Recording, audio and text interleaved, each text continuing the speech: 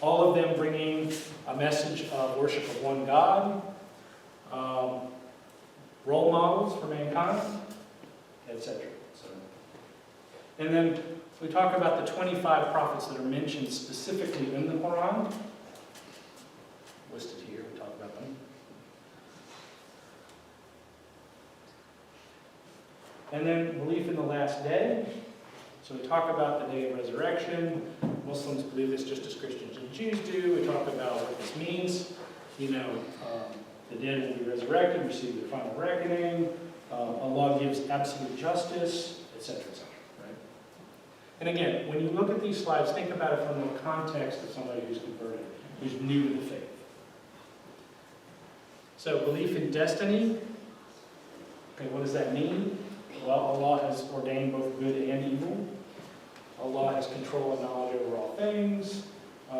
You know, and then there's some interesting things here. There's a quote. You know, knowing what hits you was not going to miss you, and what misses you is not going to hit you. Right? Most people are somewhat familiar with this. And then, you know, a key learning point here, which is added, which is, you know, okay, well, if Allah preordains everything, why does it matter what we do? So we talk about the idea of, you know, we're part of life, but we ourselves here in this dunya don't necessarily understand our destiny or where our soul is going to end up. Therefore, it's incumbent on us to make the right choices, etc., etc. And then we talk about Ihsan, you know, this idea of spiritual excellence, you know, and talk about sincerity to Allah, and that we see Allah, Allah sees us. And then we summarize, right? So, idea, anything can be an act of worship, or the opposite, depending on your intention. Worship is all-encompassing. Our intentions are very important. 2 sources of Islamic knowledge, discussion of hadith, and then things we learned about Islamic beliefs and practices. And then we usually set up preparation for the next class, which is, you know, we usually like to end the first class by encouraging them to memorize Surah Fatiha, and we provide this information with them with a transliteration and a translation. You know, and usually there's enough space between lessons that they can at least memorize some of it. And if people struggle, it's normal, right? It's extremely normal for people struggling with this. So it's not like they come to the next class and when somebody's like, I can do this, that, or you know, you're not like, come on, you know, you had 2 weeks, what's the matter? No, it's like, okay, that's fine. You know, you obviously need a little bit more attention and we'll spend more time, right? And then each lesson, you know, this is for your purposes, each lesson has an appendix which has glossary terms of things that you covered during the lesson, and then some FAQs. And this may be for you as an instructor, or maybe that somebody will come up to you afterwards and be like, you know, so, yeah, I got that hadith about, you know, Jibreel, but who is Jibreel? Okay, well, let's talk about it, right? Destiny, more destiny stuff, revealed books, prophecies. Like I said, these are not things you're going to present to the class. These are for you to use if you are instructing.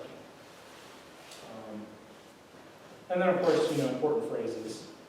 Inshallah, alhamdulillah. The thing about new converts, including myself, is I remember being a new Muslim, like in that first month or so, and people would like use all sorts of weird words around me. It's just like, I wasn't sure whether I was supposed to do something, you know? Oh, alhamdulillah. Am I supposed to do something? I don't know. Right? And then some links to some different places. All right, so that's lesson 1. What do you have for me? Thoughts? Or are you all falling asleep? There is coffee. It's good to ask questions.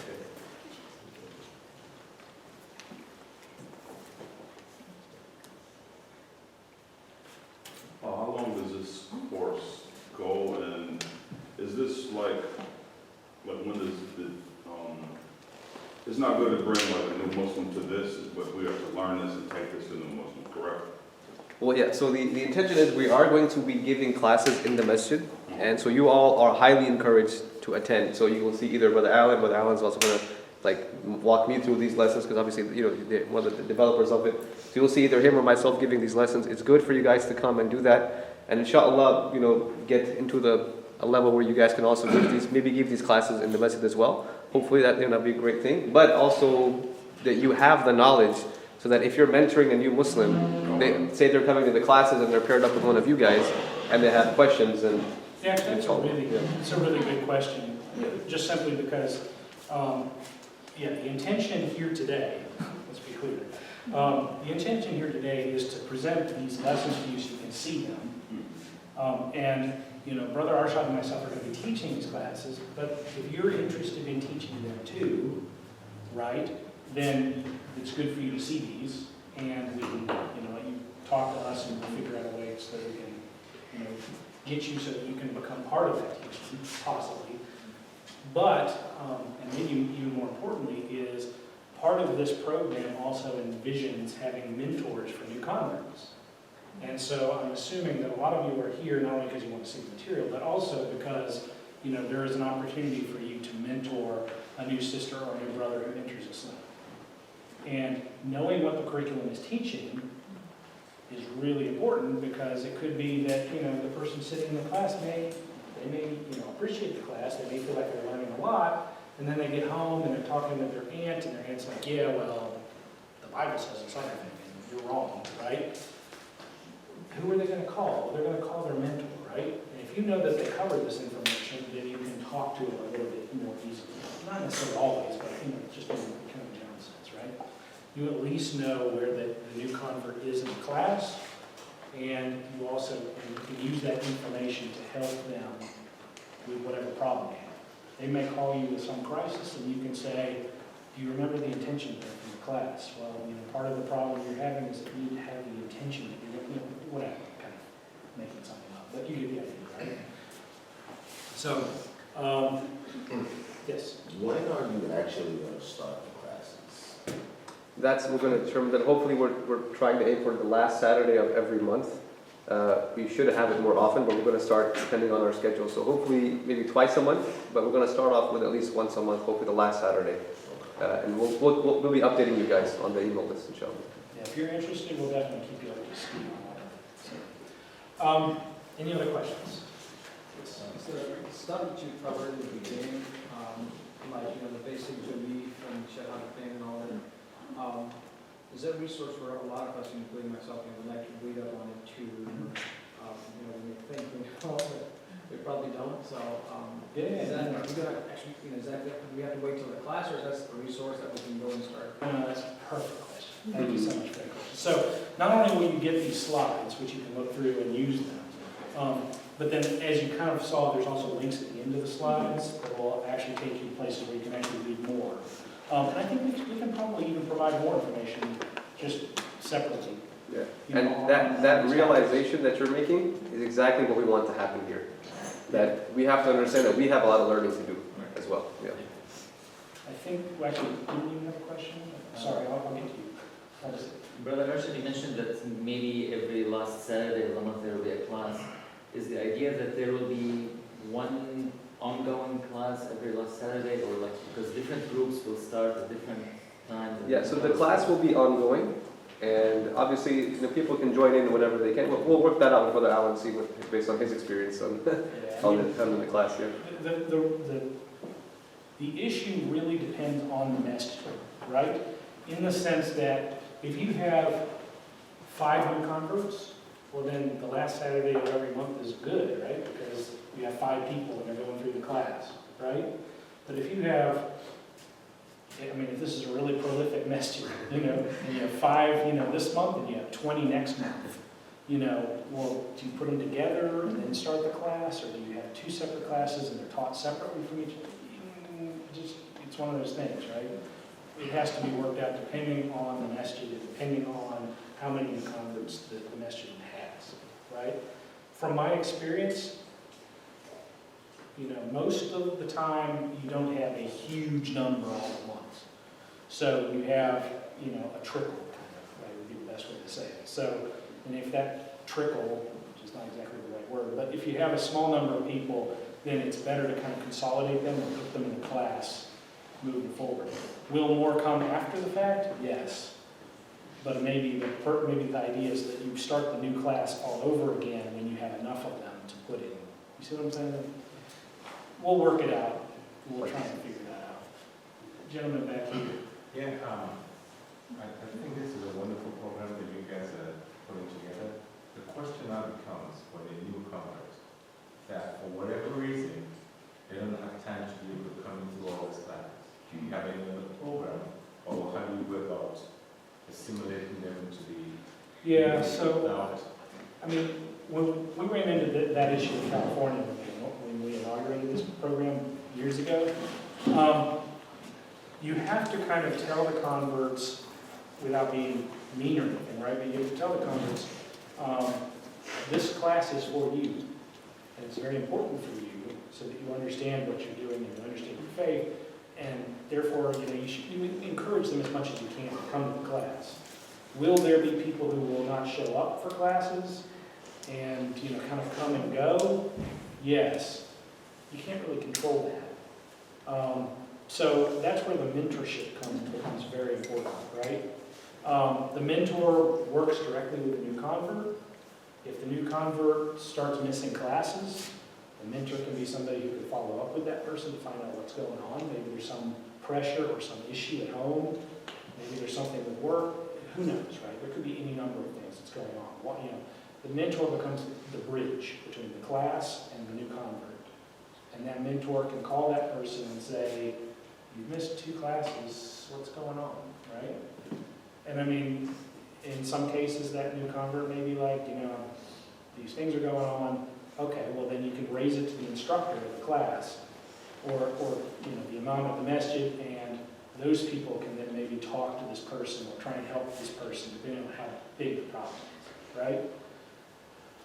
You can't force people to come to class, but by having a mentorship program, you can bridge the gap between the class and the person.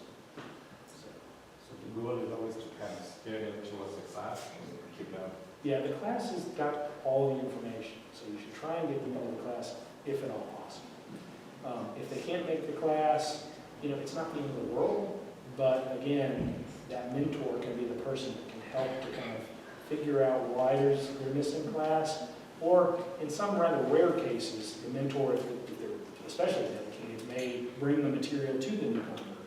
Maybe they've got a job, maybe there's some reason they can't make the class, right? So, and by the way, you guys can move up here if you want, unless you're perfectly comfortable where you are. Any other questions? Please. Well, I was wondering, is there any converts or reverts today? Yeah, so when I first got here, I asked that question. There's about 3 besides myself. There's been some invited as well, so we might show up later towards the end. Yeah. There's 3 or 4 besides myself. Excuse me, how can we be helpful if we don't know any converts? Is there a way we're going to get together? Well, so there's a couple things. So you can be helpful by supporting the class. That would be really important. If you're interested in mentoring, you don't know a convert, well, we can find a convert for you. Oh, so you're going to... Yeah, that's the whole idea. So we're going to facilitate. Not like we're selling them.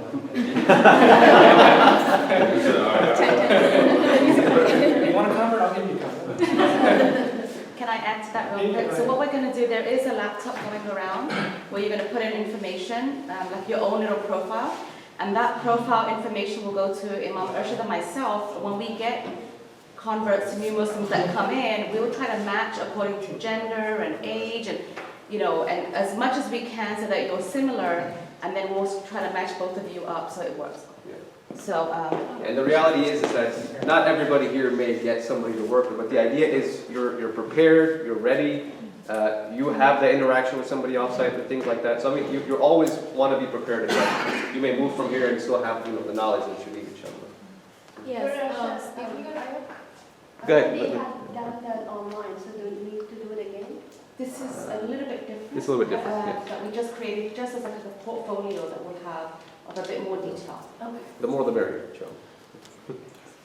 Speaking of preparation, are the mentors going to be trained ahead of time before getting the converts, and also Because when they come in, they're gonna view the mentors as experts. So, like, when you don't know something, how do you go about with that? Right. So the whole idea is that if you're interested in being a mentor, not only do you need to know this material, the material that's here, which will also educate you as a mentor, potentially, but it also kind of goes back to Brother Arshad, this kind of concept of we're going to talk to you about positive thinking, influencing people. We're going to make sure that the mentors have, can we predict everything that's going to happen? No, but we can at least prepare the mentor to not only have the knowledge, but also to have the requisite skills, at least at a high level, to talk to people. And the other thing that's good for a mentor is you're going to have one person. You're not going to mentor 5 people. You're going to mentor one person, right? So it makes it a little easier, right? You're only dealing with one person and their issues and their, knowledge and or lack thereof. So does that kind of answer your question? In sort of, what else?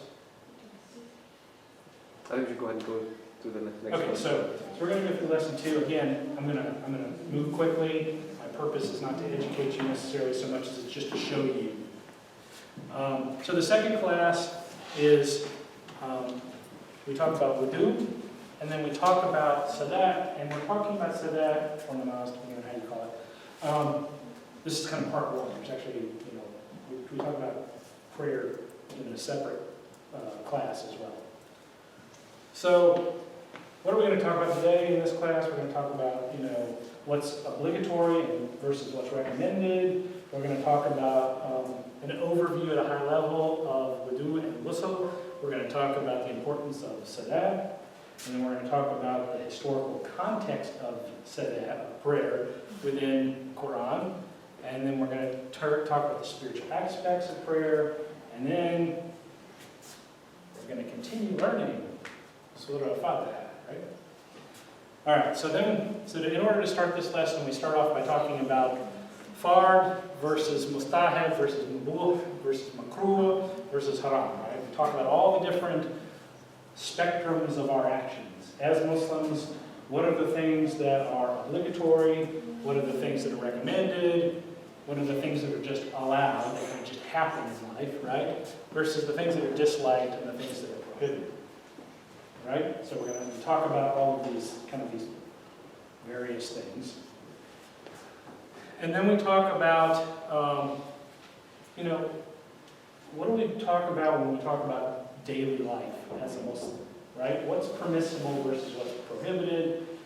And then we talk about what, kind of breaking that down even further versus, what's lawful in the world, in the dunya, and not within Islam necessarily, versus understanding the rules that govern Islam and make things lawful for a Muslim.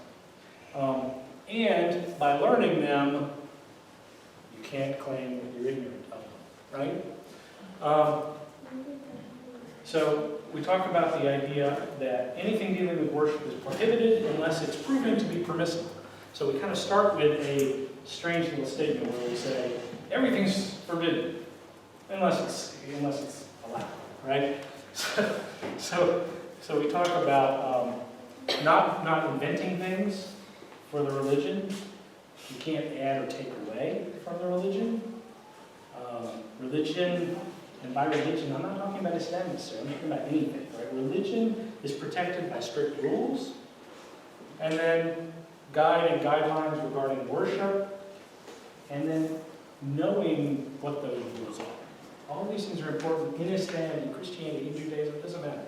Understanding what the rules are, and by rules I mean, prohibited versus lawful, are important, and knowing them allows you to go through life in a way that allows you to have a sign. And I'll tie it back to the first class, right?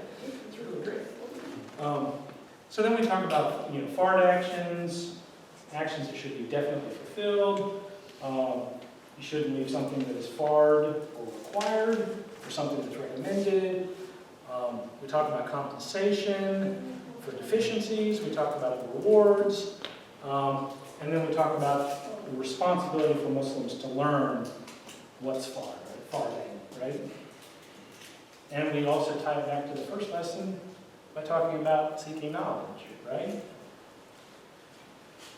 All right, so having talked about fard versus makruh versus muqasid, Bible versus everything else, we now kind of launch ourselves into wudu, right? So we talk about what is it, right? This kind of idea of cleansing yourself from a state of impurity or a minor state of impurity, right?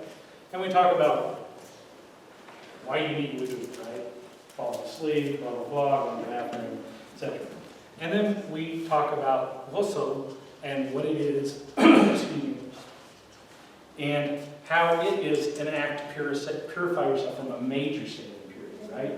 And we talk about what that entails. So, we talk about, yes, sorry, How do you pronounce that? which one? Ghusl? Whistle? Ghusl. Ghusl. Oh, Sorry, it's got that zang, it's got that. okay. Ghusl, or ghusl, I guess, if you want to just write it down. So we talk about, why is it important? Well, purifying the soul from pride, envy, etc.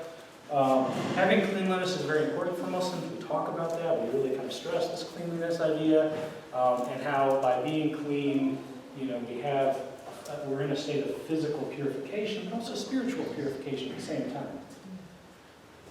We talk about the hadith that talks about wudu, and we talk about the Quran, and we talk about what the Quran says about wudu, right?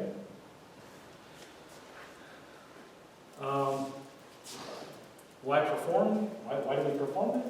We have some hadith here.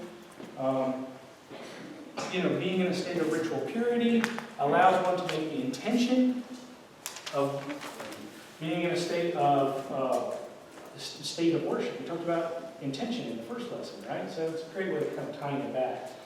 And then, lifting the state of impurity allows you to reach God more fully. We talk about the intention. We tell them what they do to make the intention. So before you go to do wudu, these are the things you need to say.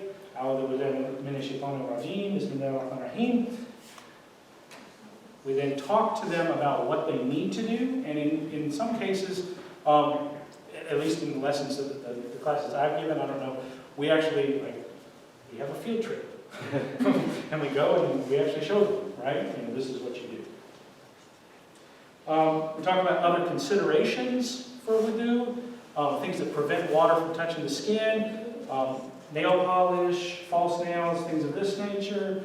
There's different schools of thought on this, but we're going to talk about it anyway. So we talk about ways that you can have your wudu when you're not at home, right? When you're kind of in a hurry, you're at work maybe. Things that you can do, such as wiping over your shoe or your sock, wiping underneath your hijab, depending on whether you wear it. And then, Oh, sorry. So that's your name. It's not my name. Yeah. So the ablution has to be performed first. You're right.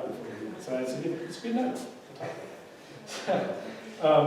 So we talk about ghusl, and what it's required after, and then kind of some recommendations. So if you become a Muslim, some people say it's not necessarily required, but some people recommend that a Muslim do perform ghusl after they become Muslim. I have my own story, but it's much more crazy than that. But anyway, some people say you should do ghusl before you go to Friday prayer. Again, all these things are kind of Eid and Hajj or Umrah. And then we talk about the components of ghusl, making the intention again, just like for wudu, washing, making the wudu in the middle of you're doing ghusl, and then washing the entire body, right? Again, we cover all of this. We're not going to take you to the shower, of course, obviously, but we're going to talk about it. And then ways to avoid ritual impurity, right? So if you're in a state of ritual impurity, you don't touch Quran, you don't perform your prayers. If you're in a state of major impurity, you can't read the Quran, kind of just like we do. And there are exceptions to the rules, right? Dhikr, etc. And you can't fast if you don't have ghusl. I might have random notes in there, sorry. Sorry? I might have put random notes in there. No, that was good, actually, because there was nothing in there that was bad. The other one was so then we talk about prayer. I think we're running out of time, so I'll try and speed up a little bit. We talk about prayer, what it is, what it means, a set of rituals that allow you to worship with your entire body. This is a very unique thing for Muslims, right? You go to other faith traditions, they don't necessarily do this. Islam, you worship Allah with your whole body, right? We talk about that. Direct communication with God. We talk about the 5 prayers. We describe how they're different and what the different cycles are, right? And we stress the fact that, salat or namaz is obligatory. So we talk about the importance of salat as far as it being one of the pillars.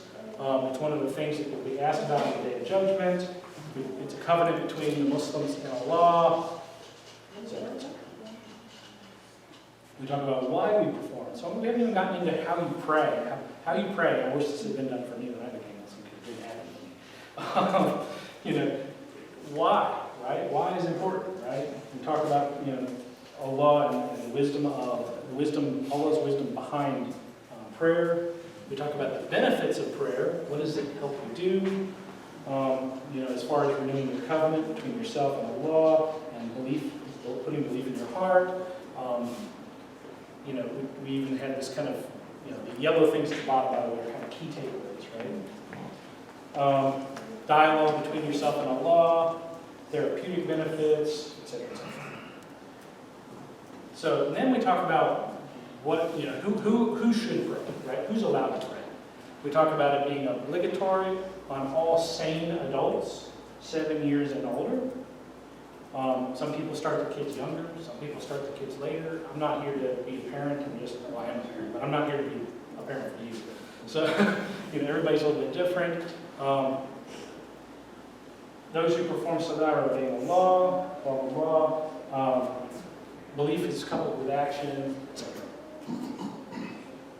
And then spirituality in the salah, talking about, how prayer can bring you inner comfort and peace. And there's a little hadith here. How prayer renews your remembrance of Allah. You're remembering God. And putting it into your heart, etc., etc. So I'm not going to go through everything here, but just some high-level stuff. As you see, we spend a lot of time on prayer. Sorry. We'll discuss that. All right. So then we finish by talking about continuing to learn Surah Al-Fatihah. You notice I haven't even gotten into the physical actions of prayer. That's the next lesson. You see what I'm saying? So each lesson builds on the one before. Notice how I tied in intention and some of the stuff in the previous lesson. And then this one, we're talking about prayer and why it's important and why, how we teach you to do. And we talk about ghusl, right? That's great. Then we talk about prayer, and we talk about why prayer is important, right? We talk about all these things, and then, and only then, in the next lesson, are we actually going to go, okay, when you're standing in the masala, this is what you do, okay? And you may say, well, there's an awful lot of words, there's a lot of stuff here, why can't we just jump directly into it? Well, the problem is that you don't know where the convert is, right? One convert may be like, yeah, show me. and that's good, right? But there's another convert who might be sitting right next to him or her who's saying, I need to understand why, right? Why? If I'm going to change my entire life and become a Muslim, and you're telling me I have to pray 5 times a day, and boy, that seems like a nuisance, I need to understand why, right? So the class is geared towards the most knowledgeable or the longest lesson possible. The person who's in a hurry to get to Salah, maybe they can talk to their mentor about that. That's fine. But the way the class is structured is we want to make you understand why you're doing what you're doing. So, and then, kind of like we talked about before, each lesson has an appendix, which has stuff for the instructor. And if you look here, it talks about other hygiene considerations, you know, as far as hair, using the bathroom, etc. We talk about toothpicks and flossing even. I mean, we get into kind of some detail. And we even talk about the fact that, you know, it's sunnah to use the miswak, the little, toothbrush, I suppose you could call it, you know, that the Prophet used, if you want, right? Not everybody does. We talk about bathrooms. We talk about impure substances, perfumes, menstruation we talk about. I mean, we talk about everything. And then we talk about uncertainty. Because again, and this has happened to me, right? Sometimes you're like, oh, it's time for Asr. That's great. Do I have to do it? I don't know. I think so. I'm not sure. You know. So we talk about this, right? And then we talk about guidelines for water. I don't know. I think I blazed past kind of quickly, but we also talk about the idea that if you don't have water, you know, the alternatives that you can use. The glossary we talked about before. And then we talk, you know, again, this is for the instructor, but, you know, if people have more questions about wudu, there's more information. And then questions on prayer. Can I offer prayer in my own language? No, but there can be a discussion around that, right? Can you combine all the daily prayers and do them one time? No. And, you know, kind of some reasons why, etc., etc. And then some reference material, to your point, right? How can we get more information about it? These are books, but there's also a website. Yeah, I think that's it. And then there's other resources as well, which we can provide. So, I'm not presenting every class today because we'd be here forever, but these are the two classes I wanted to present. So, questions over here first. Okay, I just want to know, is there any particular reason why you focus so much on the ritual aspect of Islam? These are the first lessons, right? Or Yeah, well, so, I mean, I'm not exactly sure I understand the question, but I guess, you know, for a person who's coming into Islam who has absolutely no understanding of the faith, I mean, other than what they've maybe read, I mean, obviously something brought them to Islam, right? But, you know, they may not understand that they have to pray 5 times a day. They may not understand that they have to wash before prayer. So the thinking behind the class was, you know, first of all, like in the first lesson, let's talk about intention, right? Let's talk about what makes Islam important for you as a Muslim. And then next is how to wash and then how to pray. Are there lessons later on about, you know, kind of more spiritual, of a more spiritual level? Yes. But the idea behind the class is to start with the things that you need to do as a Muslim, to be a Muslim first. Does that I make sense? understand, yes, that I understand, and it's very important information. It's important for them to have that information and understand the basics of it. But at the same time, like how to be a Muslim in terms of, you know, how you deal with the world and the people around you and all of that. So that comes later on in... So, talking about how to be a Muslim, you know, depends on the person, an awful lot on the individual.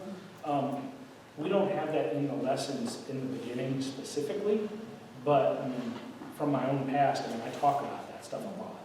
I intersperse it in the lessons myself, but they're more anecdotal, more personal, because every single person brings something different to Islam, and each of them has their own different spiritual level when they come into Islam. Does that make any sense? But yes, there are lessons that talk about these things, but they're a little bit later on. But then during the early first and second presentations that you saw, I mean, I will, in many cases, talk about stuff around those areas, but they're not specifically in the lesson, if that makes any sense. I don't know if it's a suggestion or a comment or a question. A lot of times people may lose interest because they think it's too serious. Like, I know a lot of times we become very serious about religion. It's about that connection, I understand. I think it has to come within, but also somehow we have to keep it engaging and fun for people, otherwise they're not going to be willing to. Yeah. You know, they're going to be dragging themselves, but for how long? Right, So we no, have to I keep agree. it And every masjid does it differently, but I mean, usually along with this class and the mentorship program, there will also be other activities that the mosque will do for new converts, or maybe even the whole community, but, focusing on new converts specifically. I can't speak to that, only you can speak to that. But I mean, there are things that should be done. I agree, it's a lot of information, and if that's your focus, then you're gonna kind of feel like you're in college again, right? Which is great, but, maybe you're already in college.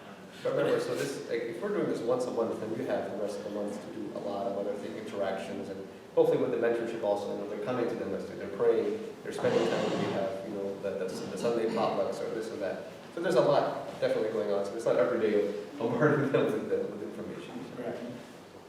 Can I quickly just make, just for time's sake? We'll continue to take your questions, but, we have about, from 12 to 1, we have that time, so I'm not sure if we're going to get to the last portion. I want to kind of go over the last couple of, the next 2 lessons, not the way he did, because he's kind of showing you how they're structured. There's just certain things I want to talk to you guys about as, mentors and things that are important. But, so the questions can continue, but please, take a 20-minute break and kind of get some food and sit down and continue to ask questions and keep the discussion going. But at 12 o'clock, then we'll start the last portion, inshallah. So you have 20 minutes. Keep the questions coming and also help yourself, please. This is the ghusl question pertaining to the ghusl and the wudu for like the rest of the day. Say, for instance, you take a shower. From my understanding, you make wudu at the beginning of taking the shower. Yeah, and that's a lot of details. But as you educate yourself more and more about the things yourself, it might be in the FAQs. But just as a quick answer to that, I mean, there's a recommended way, and then there's just the way of doing it, right? So the recommended way is to make wudu first, and then to get the bath. But if you just take the bath, wash every part of your body, technically you've done that. Okay, I just wanted to make sure I understood that I need to correct. Like, I can make wudu, then make wudu, then use the last. That's the recommended